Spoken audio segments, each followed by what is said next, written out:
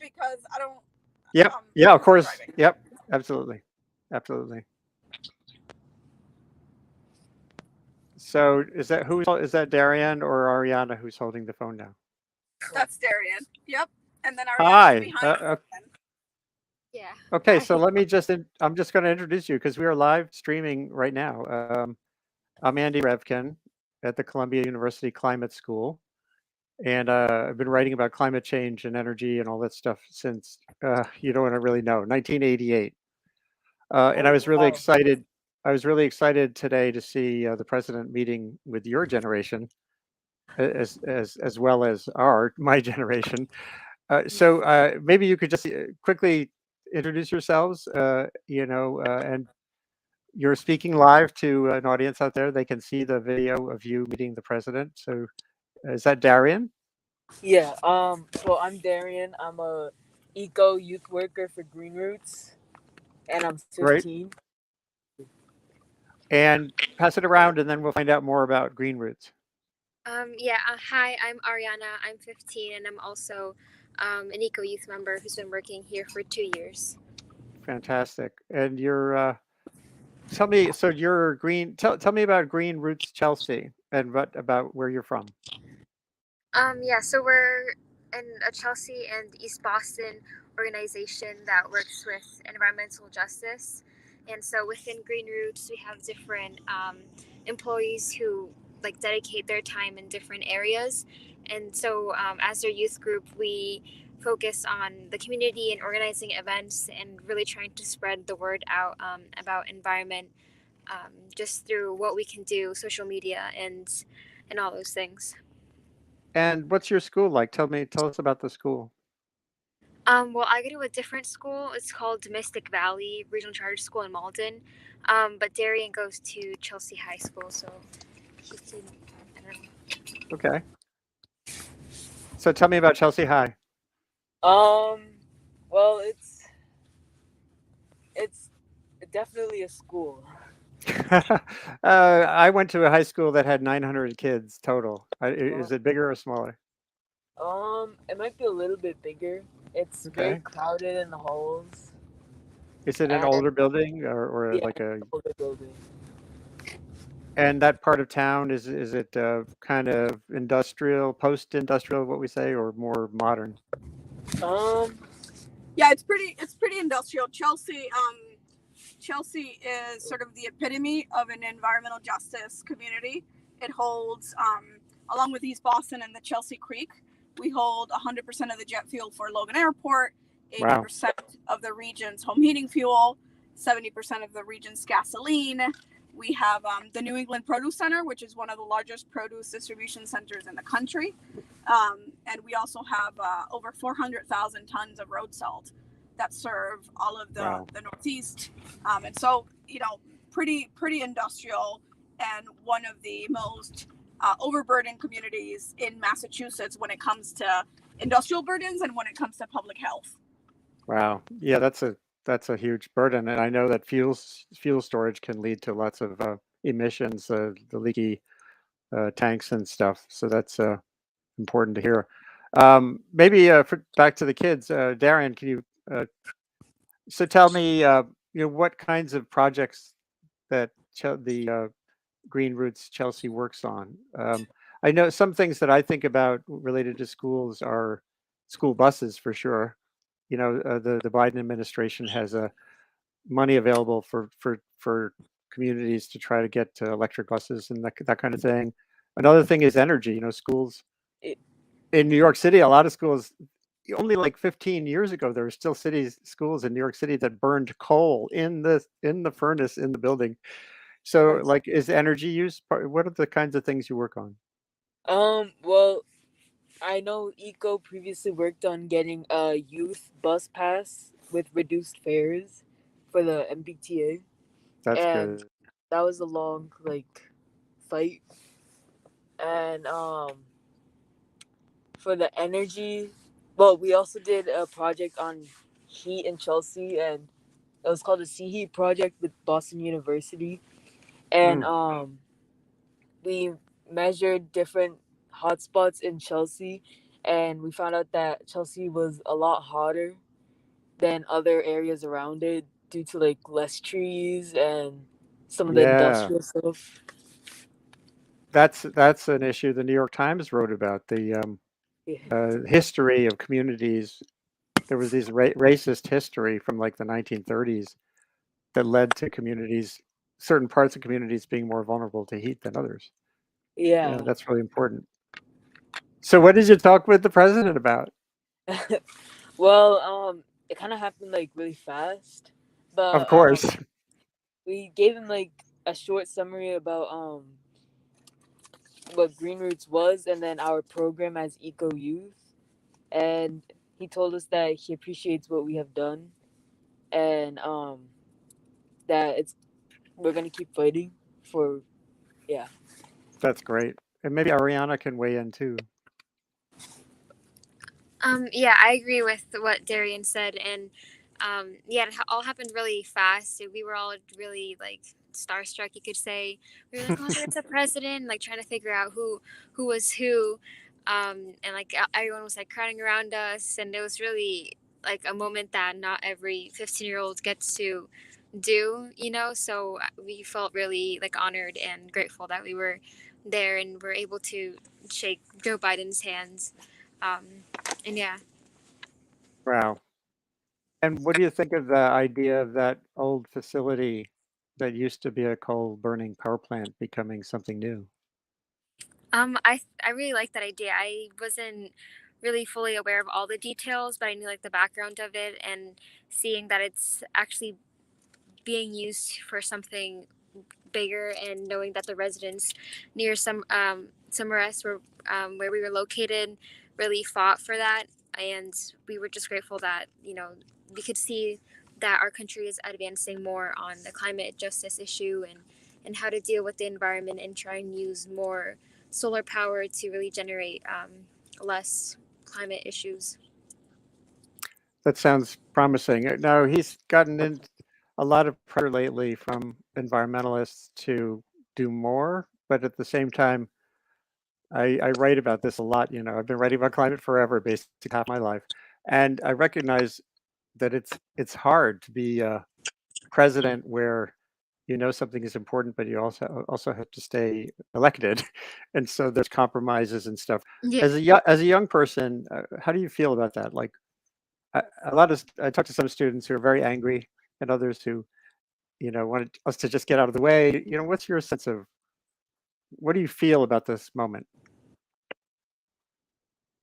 Well, I felt like he mentioned that not a lot of Congress were for like what he was trying to do about the climate, but I think that every president has done something different and has focused on different campaigns, and I feel like now there's an an emphasis on the climate that we all need to address despite what other people believe or anything. And like he said, um, we all have to be here together and try to do this together despite putting aside political views and all those things. So I really believe in, especially just being a young person there really inspires us who know that the government is doing more things about this than and really putting an importance to this matter because it should be all the time, and that's what we try to do at Green Roots.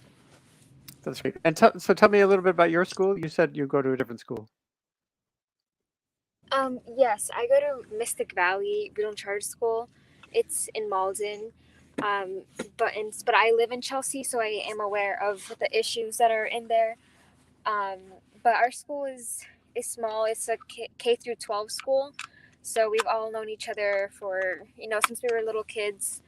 Um, and yeah, it's not as big as Chelsea High, but we do have they do offer some really good classes and programs. That's great. And is there any, when you think about your school itself, are there things you want to do there that can improve the energy situation or clean air or the like?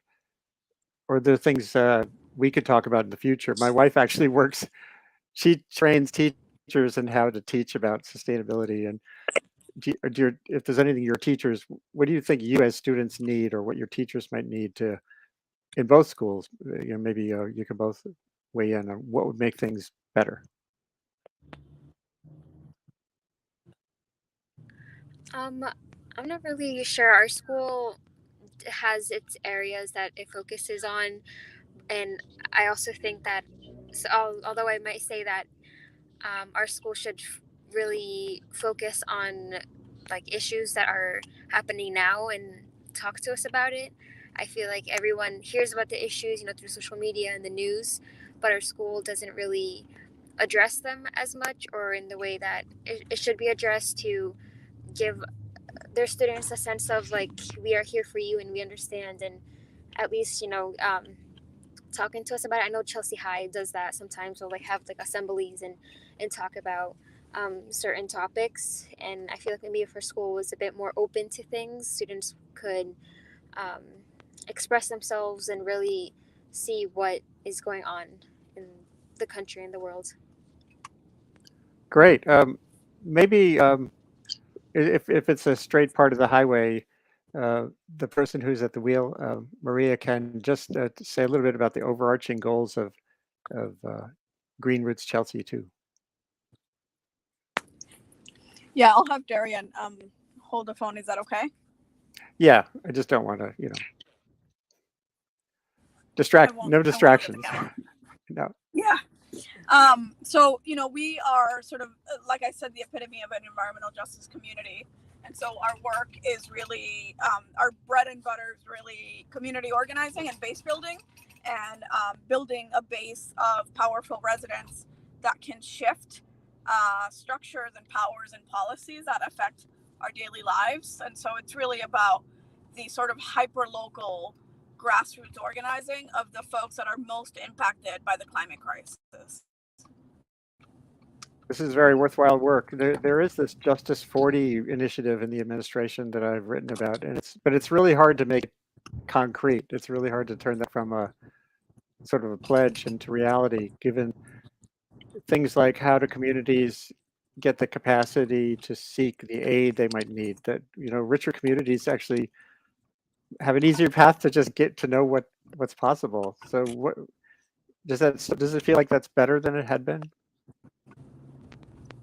It's funny because I actually serve on the White House Environmental Justice Advisory Council, the WEJAC, and we have a focus the Focus 40 working group, which a lot of us, I think, were really excited and hopeful in the beginning. I mean, to be honest, I was actually skeptical in the beginning. I'm like, oh, here we go, another committee, another council. Mm-hmm.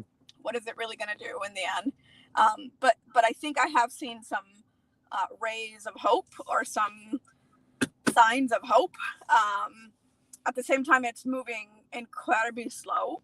And I think that I always think the administration could be more aggressive and could be implementing policies and directing funds to Black and Brown communities in a more direct way, or in a more straightforward way that actually impacts people on the ground. I mean, I think the thing about Justice 40 is there's a lot of confusion. There's no new pot of funding. It all comes from the legislature. Right. It all comes from Congress. And so folks feel like, oh, Justice 40 funding. There is no Justice 40 funding.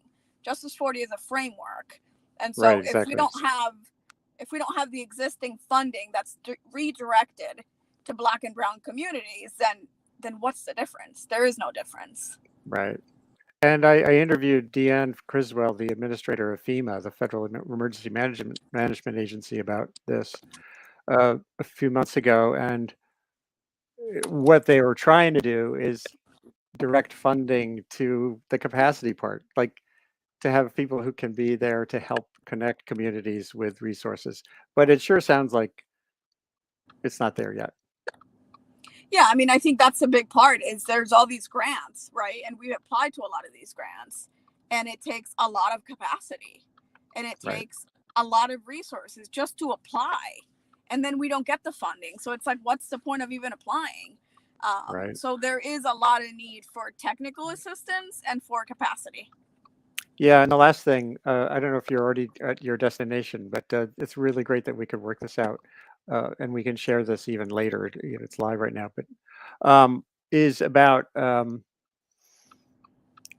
lot of the money in the infrastructure bill is still targeted at stuff, infrastructure. There's the idea of social infrastructure, Yeah. which is some of what we're talking about. But it seems harder for that to compete with like building a bridge back or the like. Yeah. Yeah, I mean, I think both are needed. I think that the actual physical infrastructure in Black and Brown communities has been neglected for decades, and so we absolutely have to improve and modernize and build on those physical infrastructure. But I think at the end of the day, if I think there has to be the social resilience piece, and it has to be mitigating the impact for low income folks, because the more you beautify a community, the more you improve housing, improve the infrastructure, the more expensive it becomes, and low income residents end up being displaced. And so the free market has never really worked for the poor, and it has never really worked for the most vulnerable residents. So I think the real issue is, as we improve the infrastructure, how do we make sure that Black and Brown residents, that immigrant residents, non-English speaking residents, and low-income residents are prioritized and protected? Well, that's a great place to end. We could. I'd like to connect with you all again sometime soon when you're not on the way back from an amazing event. Maybe just if the students could just do one last round, that'd be great. Sure. Thanks Maria for helping make this happen. So Darian, what do you have any plans yet for your own life? Like, does all this thinking about climate and sustainability and energy and equity lead you to be thinking already about some kind of a career? Not that you need to do that right now, but do you already have in your head some things you want to do? Yeah, I've always wanted to become like an investigative journalist. Yeah, because just like seeing everything that's going on, like people need a voice, and I feel like everybody needs to know like what the information they're getting and what's happening in the world, Right. and especially in politics. Yeah, especially in politics. Like, as we were just saying, knowing who's getting money, who isn't, and why, accountability is really important. Well, I can maybe help you with that. I'd be happy to talk to your class sometime, or to talk to you, via Zoomy thing, or follow up with you. I've been a journalist for most of my life. Okay, so I could probably help. And it's good that young people still are thinking about such things. Yeah. Journalists sometimes don't have the best reputation. And maybe Ariana, just the last word from you, Ariana. Thank you both for doing this. Hi. What do you have any vision or goals right now beyond high school? And again, you don't have to. Don't feel like you need to know. Yeah, I want to major in political science, which has to do with what we did today, and then go into law. And if I like political science more, maybe go into politics, or it has something to do with the environment, which is what I've been doing for throughout all this time. But if I like law, staying to be a lawyer or something like that, but around the government policy type of area. That's so great. Well, good luck with all that. I'd be happy to brainstorm with you and or the other students at your school too sometime. Yes, that sounds amazing. Yes, thank you. So congratulations for the meeting with President Joe Biden today. That's super exciting. And good luck with your work at your schools and with the work of your program, Green Roots. Chelsea, great. Thank you so great. much. Thank you for the time and for reaching out. Great. I'm just going to see if I can play this video so people can. How are you? Oh, do you really? It's good for you. All right, man. Work with environmental justice, and then so we can. How old are you? 15. You're getting old, man.